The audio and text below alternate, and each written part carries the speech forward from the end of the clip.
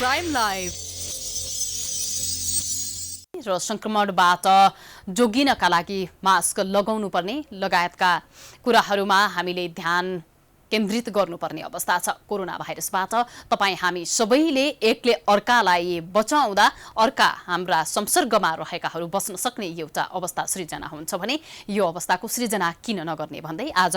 हामी विभिन्न क्षेत्रमा हाम्रा सहकर्मीहरूसँग कुराकानी गर्ने पेरिफेरीमा रहेका छौँ र हामी यति बेला सुनसरीतर्फ लाग्नेछौँ। सुनसरीमा आज 64 जनामा कोरोना भाइरस संक्रमण भेटिएको छ। हामीले यो समाचार तयार पार्दासम्म पछिल्लो घटनाक्रमको अपडेट हो यो र त्यसपछिदेखि अहिले पछिल्लो अवस्था के रहेको छ भन्ने सन्दर्भमा हामी हाम्रा सहकर्मीसँग जान्ने कोसिस गर्दैछौँ। विकल रेग्मी हुनुहुन्छ यति बेला प्रत्यक्ष टेलिफोन सम्पर्कमा। विकलजी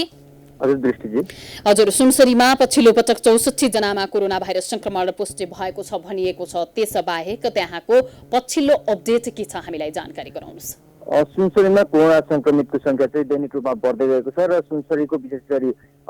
सुनसरीको बढी मात्रामा चाहिँ इटरी र त्यस पश्चात धरानमा चाहिँ कोरोना संक्रमणको दर बढी देखिएको छ। अहिले पछिल्लो समुदाय स्तरमा कोरोना देखिएसँगै अहिले चाहिँ परिवारमा भित्रमा पनि एकजनामा सरिसके पछाडि अन्य परिवारमा पनि कोरोना संक्रमण देखिन थालिसकेको छ। यो सुनसरीमा हेर्ने हो भने धरान स्थित वीर कोइराला स्वास्थ्य विज्ञान प्रतिष्ठानमा कार्यरत स्वास्थ्य कर्मीहरूमा पनि कोरोना संक्रमण देखिएको अवस्था छ भने सुरक्षाकर्मीहरूमा पनि त्यतिकै जोखिम रहेको अवस्था छ। हजुर, अब यो संक्रमणकालीन अवस्थामा हामी रहेका छौँ, त्यहाँ पनि लकडाउनको अवस्था नै छ, तथापि यसलाई कसरी पालना गरिएको छ, यसका बावजुद पनि संक्रमण भइरहँदाखेरि स्थानीय तहले के कस्ता किसिमका पहल कदमीहरू सुरु गरेको छ यसबारेमा पनि जानकारी गराउनुहोस् न। संक्रमणको दर बढिरहेको अवस्थामा सुनसरी जिल्ला प्रशासनले बिहान 10 बजेसम्म चाहिँ बजार व्यवसाय सञ्चालन गर्ने भनेर निर्णय गरेको छ, जुन चाहिँ अवैज्ञानिक र अव्यवस्थित भएको चाहिँ स्थानीयहरूले भनिरहेका छन्। र अहिले इटरी र धरान विशेष गरी सुनसरीको इटरी, धरान, झुम्का र इन्द्रवा लगायतका बजार क्षेत्रमा चाहिँ कोरोना संक्रमणको दर बढेसँगै स्थानीय सरकारको व्यवस्थापन भने कमजोर देखिँदै गएको छ। जसरी सचेतना अपनाउनु पर्ने हो त्यो सचेतनामूलक सूचना पनि जनताको सह पुर्याउन सकेको देखिँदैन, किनकि विभिन्न वाहनामा मानिसहरूको भिडभाड हुने क्रम चाहिँ जारी रहेको छ। अहिले विशेषतः यो किसानहरूले मल अभाव भएको समयमा मल लिनको निम्ति उहाँहरूको लाइन लाग्ने गरेको छ। यो लाइन लाग्दाखेरि उहाँहरूले सामाजिक दूरी पनि कायम नगर्ने र स्वास्थ्यको मापदण्ड पनि नअपनाउने गरेको कारण चाहिँ जोखिम उत्तिकै बढेको अवस्था छ। हजुर, यो स्थानीय तहको मातहतमा जति पनि बिक्री वितरणहरू भइरहेका छन् यसलाई प्रभावकारी बनाउन घरसम्म पुर्याउने लगायतका कुनै पनि किसिमका प्रभावकारी कार्यक्रमहरू ल्याउन सक्ने अवस्थामा स्थानीय तह छैन। यो विषयमा केही कुराकानी हुन सकेको छ तपाईँको? अहिले स्थानीय तहले चाहिँ कोरोना संक्रमितलाई चाहिँ घरमै आइसोलेट गर्ने व्यवस्था मिलाइएको छ र स्थानीय तहले घरमा आइसोलेट गरिसके पछाडि केही परामर्शहरू दिएको छ, तथापि यो परामर्श भने पर्याप्त नभएको र पर्याप्त पुर्याउन सकिरहेको अवस्था छैन। सुनसरीमा रहेको वीर कोइराला स्वास्थ्य विज्ञान प्रतिष्ठान जुन धरानमा अवस्थित छ त्यहाँनिर केही सहज अवस्था छ भने इटरी स्थित अहिले चाहिँ इटरी रङ्गशाला जुन चाहिँ पूर्वाञ्चल क्षेत्रीय रङ्गशाला भनेर पनि चिनिन्छ, त्यसमा चाहिँ अहिले आइसोलेसन बनाउने तयारी गरिरहेको अवस्था छ। हजुर, होम आइसोलेसनको अवस्था कस्तो छ विकलजी? होम आइसोलेसनको अवस्था हेर्ने हो भने परामर्शको कमी रहेको छ। मानिसहरू होम आइसोलेसनमा बसिरहेको अवस्था छ कोरोना संक्रमितहरू, तर पनि जुन चाहिँ उनीहरूले पुरा गर्नुपर्ने मापदण्ड हो त्यो मापदण्ड भने पुरा गरेको पाइँदैन। हजुर, के कारणले गर्दाखेरि मापदण्ड पुरा भएको छैन? संक्रमितहरूसँग पनि यहाँहरूले छलफल गर्नुभएको छ होला, टेलिफोन वार्ता गर्नुभएको छ होला, उनीहरू के भन्छन्? संक्रमितहरूको विशेष समस्या भनेको कसैको एक तला घर मात्र हुन्छ वा कोही चाहिँ रुममा बस्नु भएको हुन्छ, त्यस घरमा चाहिँ एउटै शौचालय प्रयोग गर्नुहुन्छ, एउटै धाराहरू प्रयोग गर्नुहुन्छ, यसकारण पनि यो समस्या देखिएको छ। हजुर, अब स्वास्थ्य केन्द्रहरूले स्थानीय प्रशासनले यस्तो किसिमको होम आइसोलेसनमा बढीभन्दा बढी संक्रमणको जोखिम झन् हुन सक्ने भएपछि अस्पतालको अथवा सरकारी आइसोलेसनको व्यवस्था गर्नुपर्ने त्यो किसिमको तयारी गर्न नसकेको प्रति चाहिँ प्रशासन के भन्दैछ? यो स्थानीय तहले व्यवस्थापन गर्न नसके पछाडि अहिले पछिल्लो समय इटरी रङ्गशालामा चाहिँ जिल्ला प्रशासन कार्यालय र नेपाली सेनाको समन्वयमा चाहिँ आइसोलेसन बनाउने तयारी गरिँदैछ। यो केही दिनमा चाहिँ आइसोलेसन बनाइसक्ने हामीलाई जानकारी प्राप्त भएको। हजुर, पछिल्लो संक्रमणको कति संख्या पुगेको छ विकलजी सुनसरी लगायतका आसपासका क्षेत्रमा? अहिले हेर्ने हो भने पछिल्लो समयमा प्रत्येक घण्टा संक्रमणको दर बढिरहेको अवस्था रहेको छ। तसर्थ एकिनसाथ अहिले पछिल्लो समय चाहिँ यति हो भन्न सकिने अवस्था छैन, किनकि प्रत्येक घन्टा चाहिँ यो संक्रमणको दर बढिरहेको अवस्था। हस्, जानकारीका लागि धन्यवाद। सुरक्षित रहनुहोला। उहाँ हुनुहुन्थ्यो विकल रेग्मी, हामीलाई सुनसरीबाट जानकारी गराउँदै हुनुहुन्थ्यो। आइसोलेसनको समस्या छ, घरमै बस्नुभएकाहरूले सरकारले भनेको WHO ले भनेको मापदण्डलाई पूरा गर्न सक्ने अवस्था छैन। विविध कारणवश घरमा आइसोलेट हुनुपर्ने अवस्था भए पनि त्यसलाई परिपालना गर्न नसक्दा, आइसोलेसनको विधि पद्धतिलाई अपनाउन नसक्दा जोखिमको दर रेट झन बढ्न सक्नेतर्फ स्थानीय प्रशासनको ध्यान जान जरुरी छ। कोरोना भाइरस संक्रमणको यो प्रहरमा हामी यति बेला कोरोना भाइरससँग कसरी लड्ने भन्ने खालको अभ्यासमा जुटिरहेका छौँ। विश्वका धेरै देशहरूले धेरै जनशक्ति गुमाइसकेको छ। आफ्ना नागरिकहरू गुमाइरहेको अनुभवहरू सेयर गरिरहँदा नेपाल जस्तो संक्रमण फैलिरहेको देशले धेरै कुरा सिक्नुपर्ने र धेरै कुरा अभ्यास गर्नुपर्ने अवस्था पनि सृजना भएको छ। आज मात्रै हामीले नेपालमा 191 जनामा कोरोना भाइरस संक्रमण पुष्टि भइसकेको समाचार प्रस्तुत गरिरहेका छौँ र विभिन्न क्षेत्रहरूमा जहाँ संक्रमणको उच्च दर भेटियो ती क्षेत्रमा हाम्रा सहकर्मीहरूसँग त्यहाँको पछिल्लो अवस्था, व्यवस्थापन र त्यहाँको चुनौतीका विषयहरूमा छलफल पनि गरिरहेका छौँ। त्यहाँको अवस्था के छ अपडेट पनि लिइरहेका छौँ। हामी कोरोना भाइरस संक्रमणको यो चरणमा आइपुग्दासम्म धेरैभन्दा धेरै मानवलाई कसरी जोगाउने भन्नेतर्फ सरकारको पहल कदमीलाई प्रभावकारी भएन भनिरहँदाखेरि आफ्नो तहबाट चाहिँ कस्तो किसिमको प्रयास गरिरहेका छौँ भन्ने एउटा प्रश्न सदैव आफूमा राख्नलाई चाहिँ यति बेला उपयुक्त सम्झिन्छौँ र सबैजनाले आफ्नो क्षेत्रबाट यो पहल कदमीमा साथ दिनुहोला भन्ने हाम्रो आग्रह पनि रहेको छ। अब हामी पर्सातर्फ लाग्नेछौँ र पर्सामा हाम्रा सहकर्मी आरोहण शाह हुनुहुन्छ। आरोहणजी, पछिल्लो पटक बारा पर्सामा पनि 26 जनामा कोरोना भाइरस संक्रमण पुष्टि भइसकेको छ। यो पुष्टि भएसँगै त्यहाँको पछिल्लो अवस्था के छ हामीलाई जानकारी गराउनुहोस्। दृष्टिजी, अब जुन एउटा समुदाय स्तरमै पर्सा बारामा कोरोना फैलिएको थियो त्यसले गर्दा अब संक्रमित क्रम घटिरहेको छ भने अहिले जति संक्रमितहरू पुष्टि भयो, जति अहिले फ्रन्ट लाइनमा काम गरेर अब खास गरी ब्याङ्कका कर्मचारीहरू, स्वास्थ्य कर्मीका कर्मचारीहरू र सुरक्षा कर्मीका कर्मचारीहरू नै बढी नै संक्रमण फेला परिरहेको छ। आज जुन 26 जना संक्रमण फेला पर्छ त्यसमा नवीन ब्याङ्कका 5 जना कर्मचारी रहेका छन्, 2 जना सशस्त्र प्रहरीका जवान पनि रहेका छन् र अब जुन यो ब्याङ्कबाट अब स्थिति गर्दा उनीहरूमा पनि अब स्वास्थ्य संक्रमण बढिरहेको छ दृष्टिजी। हजुर, अब फ्रन्ट डेस्कमा काम गर्नेहरूमा संक्रमण भएको हो या नेभल ब्याङ्कमा भएका कर्मचारीहरूमा जुन संक्रमण देखिएको छ उनीहरू कस्तो अवस्थाका रहेका छन्, कुन सेक्टरमा काम गर्नेहरू छन्, यसबारेमा केही जानकारी प्राप्त गर्नु भएको छ आरोहणजी? दृष्टिजी, यो जुन लगाइएको थियो त्यो बेला अलिकति 2-3 घण्टा मात्र ब्याङ्कहरू खुल्ने गर्थ्यो र विशेष कामले जो बेलै ओछ्यापछि मात्र ब्याङ्कको सेवा लिइरहेको थियो। त्यही पिरियडमा नवीन ब्याङ्क लगायतका विगतका सबै ब्याङ्कले आफ्नो 2-2 घण्टा सेवा प्रदान गरिरहेको थियो। त्यही सेवा प्रदान गर्ने क्रमका उनीहरू कर्मचारी र अहिले जुन हिजो पनि 5 जना र अस्ति 3 जना गरी अहिले नवीन ब्याङ्कका 3 जना कर्मचारीहरू संक्रमित भइसकेका छन् र सबैको अहिले स्वास्थ्य सामान्य छ र अहिले उनीहरू बिरगञ्जमा 2वटा नवीन ब्याङ्कको शाखा छ र 2टै शाखा मिलेर 13वटा संक्रमित भइसक्यो र जुन यो अब यता स्वास्थ्य कर्मीहरू पनि त्यस्तै छन् र यो बिरगञ्ज सशस्त्र प्रहरी जुन सीमा नाकामा खटिरहेका छन् उनीहरू भारत आउने मान्छेहरू रोक लगाएपछि उनीहरूमा पनि 2 जना जवानमा पनि पुष्टि भएको छ दृष्टिले। हजुर, उपचारका लागि भनेर विभिन्न पद्धति नयाँ अभ्यासहरू हुने क्रम बिरगञ्जमा निकै अगाडि अग्ररूपमा भएको पाइन्छ। प्लाज्मा थेरापीबाट उपचारको पद्धति अगाडि बढाइने भनेर यो तयारी सुरु गरिएको थियो। यो कहाँ पुगेको छ, कसरी अगाडि बढिरहेको छ, यस विषयमा पनि जानकारी गराउनुहोस् न। पहिलो प्रदेशकै पहिलो अनुसन्धानको क्रममा एकजनाले प्लाज्मा थेरापी दिएको थियो र उनीहरूको 1 हप्ता आज पुगिसके पनि उनको स्वास्थ्य पनि धेरै नै सुधार भइसकेको छ र अब अहिलेसम्म 6 जनाले प्लाज्मा डोनेट गरिसकेको छ र यो प्लाज्मा डोनेट ब्याङ्क नै स्थापना गरेर अब जसले कोरोनाको बेरै लक्षण देखिएका उनीहरूले अब प्लाज्मा थेरापीबाट नै सुरु गरिसकेको छ र अब नारायण अस्पतालको एउटा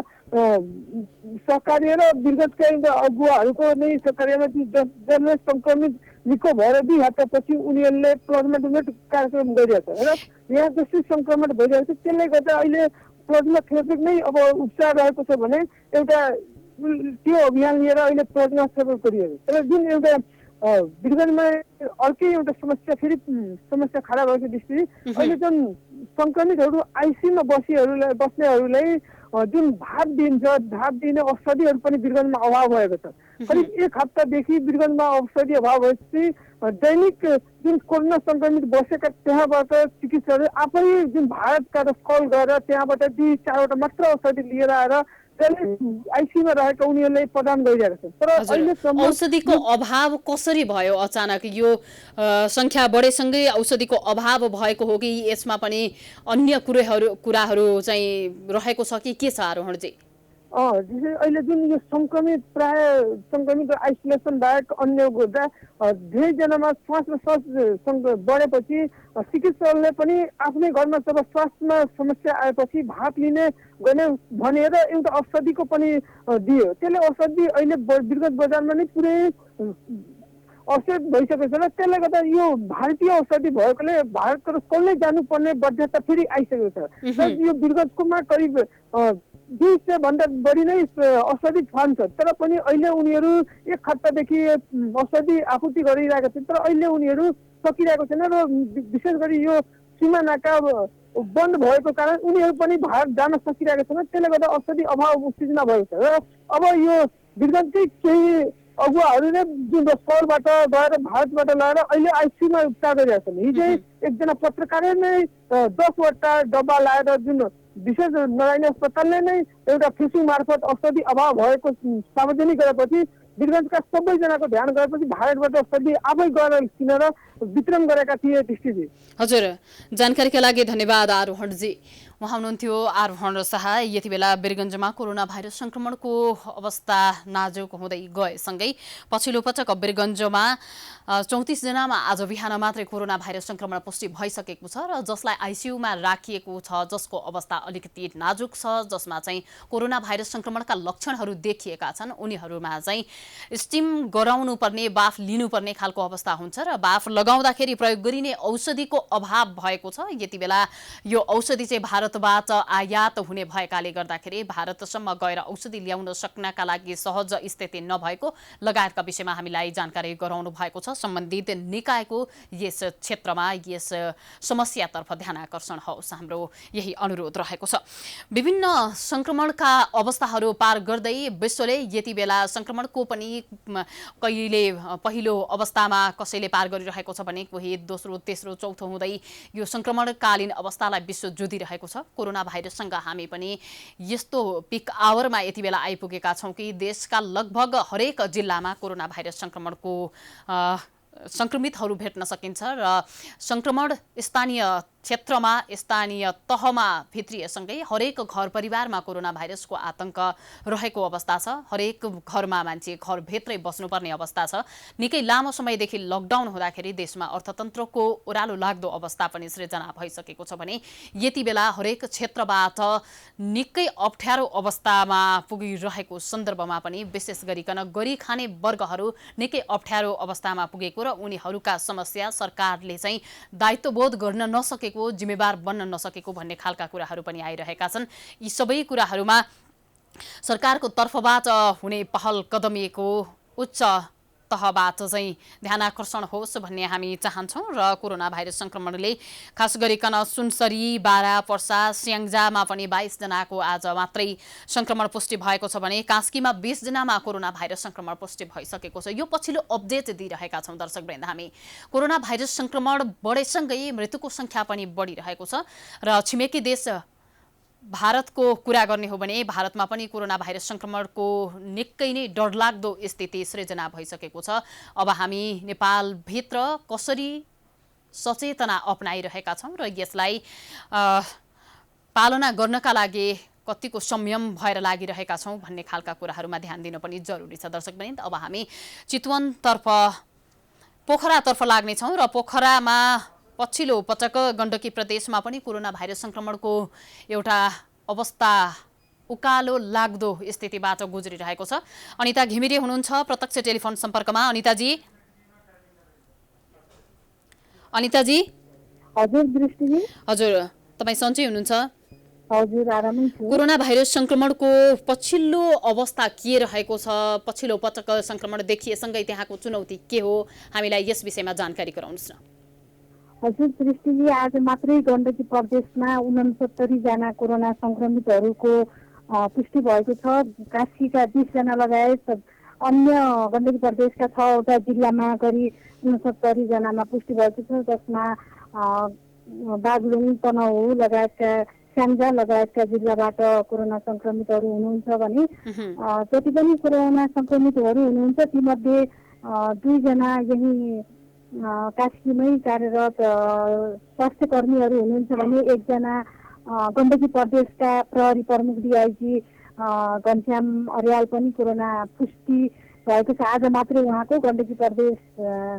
स्वास्थ्य निर्देशनालय गण्डकी प्रदेशका डाक्टर विनोद बिन्दु शर्माले दिएको जानकारी अनुसार उहाँ पनि कन्ट्याक्ट ट्रेसिङमा परेर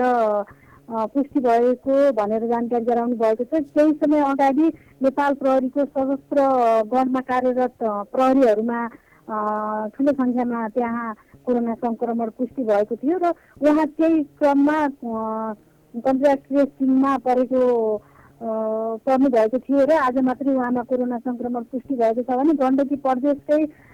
सांसद 1 जना सांसदलाई पनि एक दुई दिन अगाडि नै उहाँ पनि नेपाल प्रहरी सशस्त्र गणको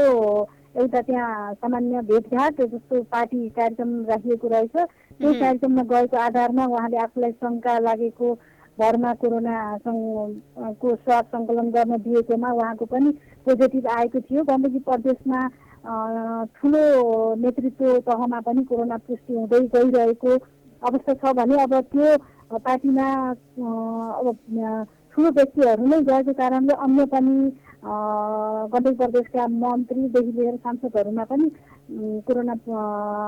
पुष्टि हुने आशंकामा स्वाब कलेक्सन गरिएको छ र कन्ट्याक्ट ट्रेसिङ पनि भइरहेको छ र आजसम्म गण्डकी प्रदेशमा 2516 जना कोरोना संक्रमितहरू हुनुहुन्छ भने त्यसै गरी 1766 जनाले कोरोना जितेर जानु भएको छ। आज मात्रै गोर्खामा 1 जना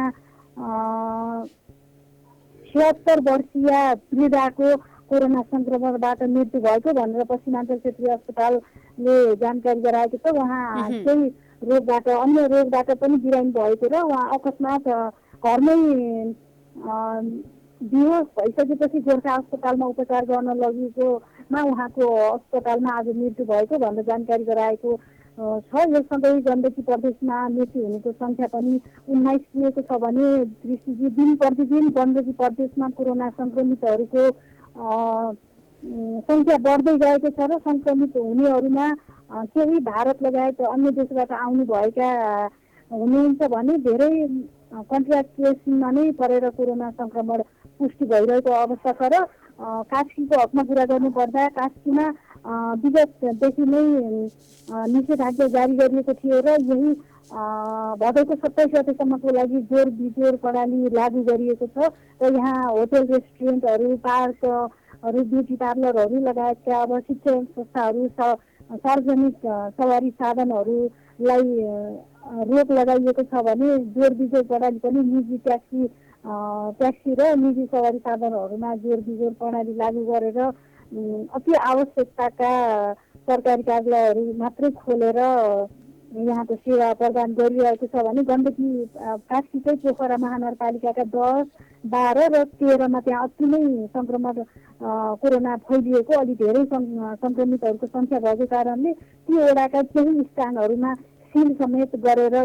कोरोना नियन्त्रण गर्नलाई हजुर यो कन्ट्याक्ट ट्रेसिङलाई चाहिँ उच्च महत्त्वका साथ यति बेला हेरिनुपर्ने, छिटोभन्दा छिटो रिपोर्ट नआइदिने, जसका कारणले गर्दाखेरि चाहिँ संक्रमणको उच्च जोखिममा रहेकाहरूको संसर्ग अरूसँग हुने, हेलमेल हुने र संक्रमण झन् बढ्ने खालको अवस्था सृजना भएको अवस्थाबाट हामी रहेका छौँ। नेपालभरि नै यो खालको भइराखेको छ भनेदेखि यो कुरामा कास्की र आसपासका क्षेत्रहरूमा जनताहरू खास गरिकन नागरिकहरू चाहिँ संयमता अपनाइरहेका छन् कि छैनन् अनिताजी? उनीहरू सचेत देखिन्छन् कि देखिँदैनन्? पछिल्लो समयमा गण्डकी प्रदेशको कुरालाई हेर्नुपर्दा चाहिँ नेतृत्व तहमा हुनुहुन्छ जसले अरूलाई पालना गर्न लगाइरहनु भएको छ, उहाँहरूबाट नै त्यो पालना नभइरहेको हो कि भन्ने पनि पछिल्लो समयका घटनाक्रमहरूले देखा परेको छ। अब जुन गण्डकी प्रदेशमै अब शस्त्रगढमा एउटा पार्टी गरिएको थियो, त्यहाँ त्यो कमगढमा भेला हुन गएका सांसदमा कोरोना पुष्टि भएको थियो 2-4 दिन अघि भने त्यही जानुभएका गण्डकी प्रदेशका प्रहरी प्रमुख टिआइजी घनश्याम अर्यालजीलाई पनि आज मात्रै कोरोना पुष्टि भएको। यी घटनाहरूले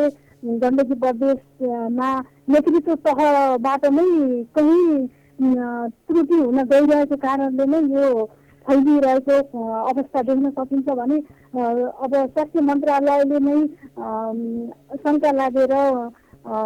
आफूले स्वाब दिइसकेपछि त्यो समयमा घरभित्रै बस्न, सुरक्षित रहन, रिपोर्ट नआउँदै बाहिर नहिँड्नु भनेर भनिरहेको अवस्थामा हाम्रो गण्डकी प्रदेशमै रहेका नेतृत्व तथा व्यक्तिहरूले नै स्वाब दिने शङ्का लागेर स्वाब दिने, तर पनि हाम्रो 2-3 दिन अगाडि मात्रै सांसदमा पुष्टि भएको थियो कोरोना, उहाँले स्वाब दिनुभयो, शङ्का लागेर स्वाब दिनुभयो, तर पुष्टि हुने बेलुकी राति रिपोर्ट आयो। विशेषमा उहाँ मन्त्रीहरू अन्य विभिन्न व्यक्तित्वहरूलाई भेटघाट गर्नुमै व्यस्त रहनुभयो। त्यस्ता कुराहरू पनि पालना नभइरहेको अवस्थाले गर्दा यहाँ कोरोना सङ्क्रमण झन् भयावह हुने हो कि भन्ने एक प्रकारको अन्यता डर त्रास पनि छँदैछ भने स्थानीयहरू पनि सकभर घरभित्रै रहन खोजिरहेको अवस्था र अब निस्किनै पर्ने बाध्यताको बावजुद निस्किरहँदा स्थानीय तहमा केही हदसम्म सचेतना फैलिएको हो कि प्राइम लाइभ